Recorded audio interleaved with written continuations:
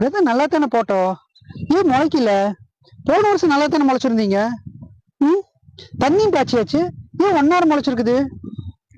ஒருவேளை மட்டமான விதை கொடுத்து ஏமாத்திட்டானோ? இல்லையே, நல்ல அண்ணனாச்சே, தரமான விதை தான் கொடுப்பாங்களே. ம் சரி, அந்த மேடத்தை வர சொல்லி பார்ப்போம்.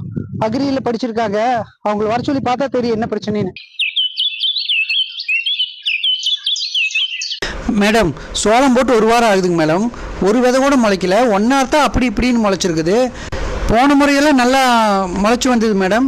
இந்த தடவை விதை மிஸ்டேக் என்னன்னு தெரியல, ஒண்ணு கூட முளைக்கவே இல்லையேங்க மேடம். அப்படிங்களா? விதை எப்படிப்பட்ட விதைன்னு பாக்கலாம்.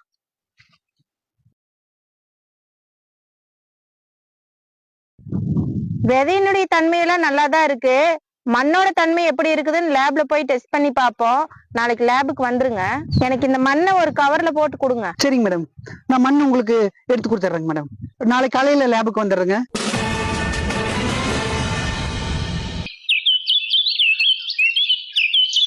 வணக்கம் மேடம். வணக்கம் சார், உட்காருங்க. பரவாயில்லைங்க மேடம், நான் நிக்கிறேன். என்ன சார் நீங்க ஊரை கொள்ளையடிச்சு ஒலையில ஓட்டவனெல்லாம் கால் மேல கால் போட்டு மக்கள் முன்னாடி உட்கார்றான். நீங்க எல்லாம் உலகத்துக்கே சோறு ஓடுற விவசாயி கூட்டம்.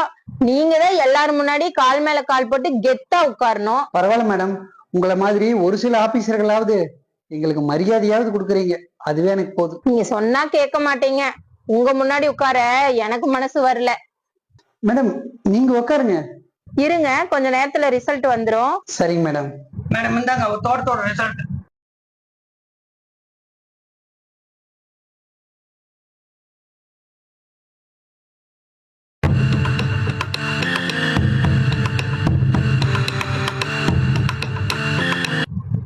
சாரி மிஸ்டர் சக்தி, உங்க மனச நீங்க திடப்படுத்திக்கீங்க.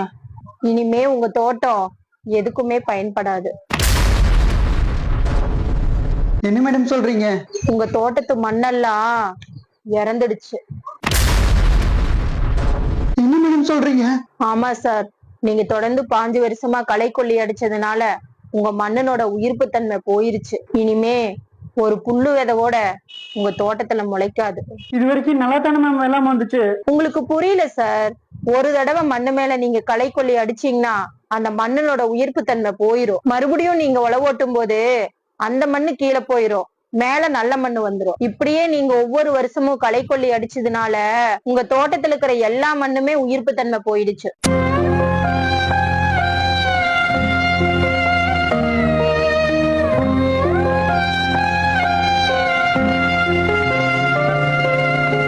பேரும் புகழோடும் வாழ்ந்த ஒரு மனித இறந்துட்டா அவனுக்கு என்ன மதிப்போ அந்த மதிப்பு தான் உங்க தோட்டத்துக்கும்.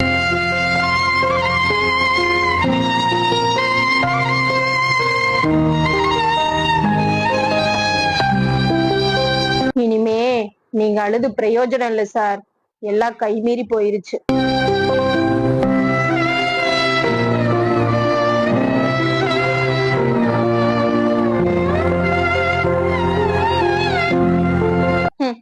உற்பத்தி செஞ்ச நாடே களைக்கொல்லிக்கு தடை போட்டிருக்கு.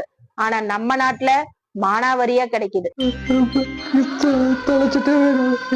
நாடே கொண்டுட்ட வேணும், அவங்களே கொண்டுட்ட வேணும். களைக்கொல்லி அடிச்சு அடிச்சு